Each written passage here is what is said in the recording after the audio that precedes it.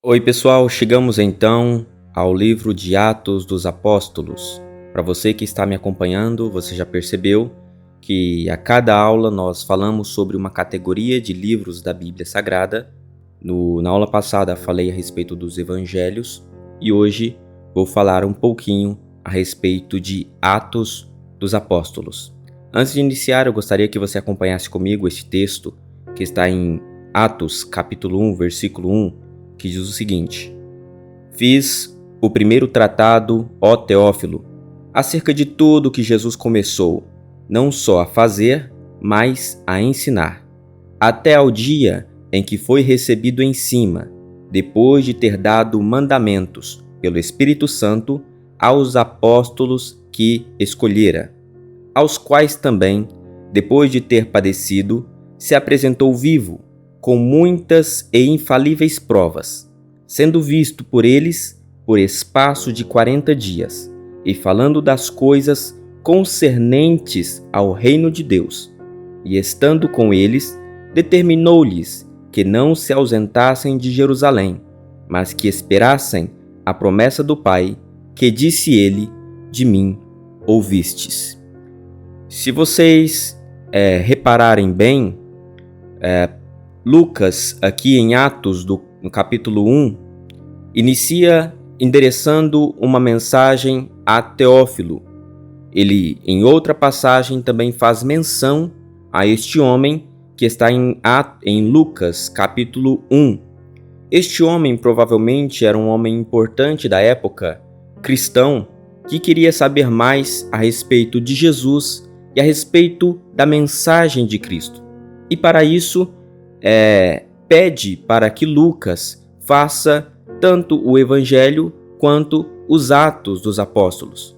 Alguns teólogos dizem que este homem foi que financiou a obra de Lucas enquanto ele ia e pesquisava os trabalhos com aquelas pessoas que eram testemunhas vivas que presenciaram os milagres de Jesus. Apenas lembrando que Lucas, o escritor de Atos dos Apóstolos, e também do Evangelho de Lucas, ele não conheceu Jesus. Ele era um homem da segunda geração que se converteu ao cristianismo.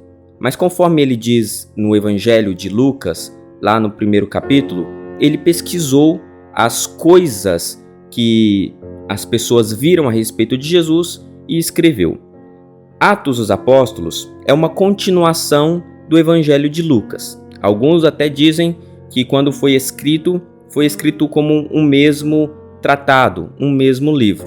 Mas os autores que compilaram a Bíblia da forma que conhecemos, eles resolveram bem separar esses livros em categorias diferentes. As partes que falam sobre a vida de Jesus ficou como o Evangelho de Lucas, e as partes que falaram a respeito dos apóstolos ficou na segunda parte. O livro de Atos é um livro sui generis. Não existe um outro livro na Bíblia que se assemelhe a ele. É um livro que vai fazer uma ligação de Jesus para os cristãos da segunda geração.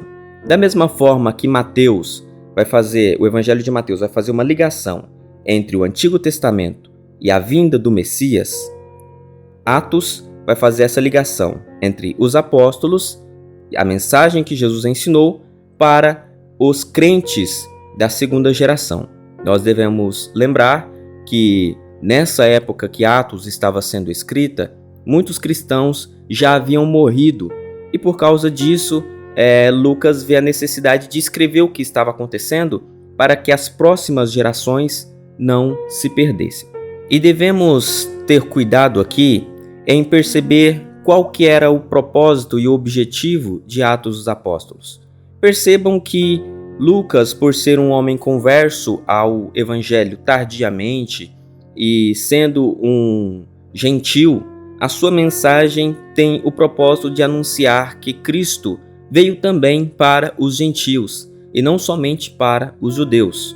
Se no Evangelho de Lucas ele escreve as coisas que ele ouviu falar a respeito de Jesus, em Atos dos Apóstolos ele vai escrever tanto as coisas que ele ouviu falar como também as coisas que ele vivenciou.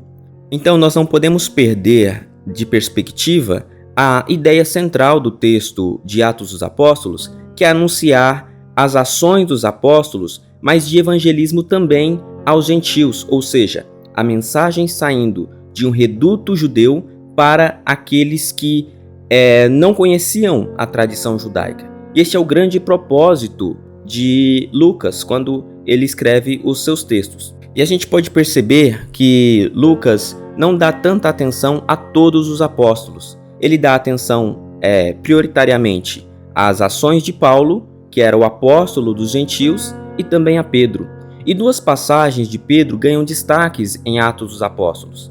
A primeira é quando, em Atos 2, as pessoas achavam que aqueles discípulos de Jesus reunidos, 120 pessoas estavam embriagadas.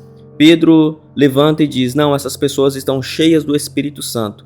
E naquele momento, quase 3.000 almas se convertem a Cristo. E observem que aquelas 3.000 almas não eram judeus, porque eram pessoas vindas de várias regiões. Aquelas pessoas que estavam ali provavelmente eram gentios. Então, essa é a primeira grande ação de Pedro em Atos. Na segunda parte, é quando Pedro está orando e Deus lhe dá uma visão. Em Atos capítulo 9, ele vê um cesto descendo e nesse cesto havia vários animais impuros que os judeus não poderiam comer. E uma voz diz assim: mate esses animais e coma. E quando Pedro diz assim: eu nunca comi nada impuro, não posso colocar isso na minha boca, a voz brada: como pode ser impuro aquilo que eu purifiquei? Fazendo referência ao evangelho que deveria ser transmitida também aos gentios.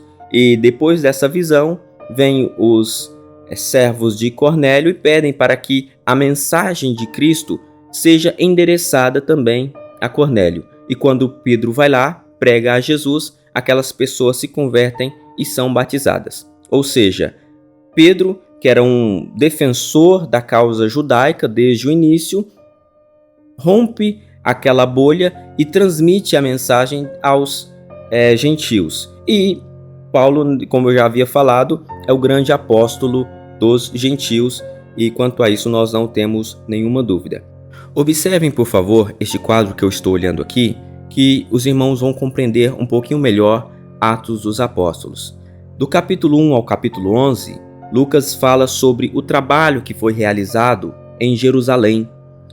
Em Atos 11 a Atos 15, ele vai falar do trabalho missionário que alcançou a região da Antioquia, ou seja, fugiu daquela região de Jerusalém, chegando mais longe na região de Antioquia. E do capítulo 15 ao capítulo 28, fala das atividades de Paulo, que é como se a mensagem estivesse espalhada para o restante do mundo.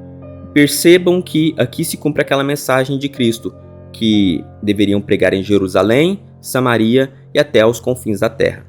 Algumas passagens são importantes no livro de Atos. A primeira delas é a execução de Estevão. Quando Estevão foi executado, teve um grande testemunho, tanto pela atividade que Estevão exerceu, como também foi o primeiro grande mártir que morreu em prol da causa de Cristo, como também o testemunho que deu para Paulo, porque a Bíblia fala que Paulo assistiu à execução de Pedro e consentiu na morte daquele homem, daquele grande homem de Deus. Depois, em Atos, no capítulo 9, em sequência, vai falar a respeito da conversão de Paulo. Na próxima aula eu vou falar mais claramente sobre Paulo e a sua conversão. Não vou dar grande ênfase aqui, mas é necessário dizer que grande parte das coisas que nós sabemos a respeito de Paulo está em Atos dos Apóstolos. E depois, uma questão também que está presente em Atos, no capítulo 11, é que aquelas pessoas foram chamadas de cristãos pela primeira vez.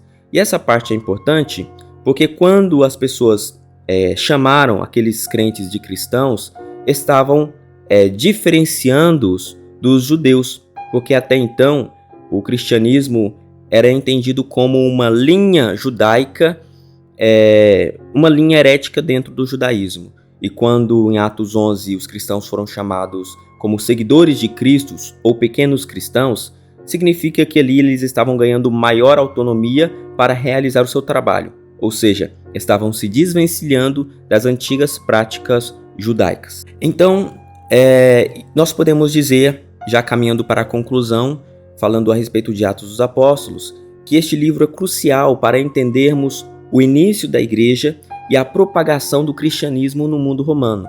Ele ilustra a transição do judaísmo para o cristianismo e a adaptação da mensagem cristã para um público mais amplo. Espero que vocês tenham gostado dessa mensagem.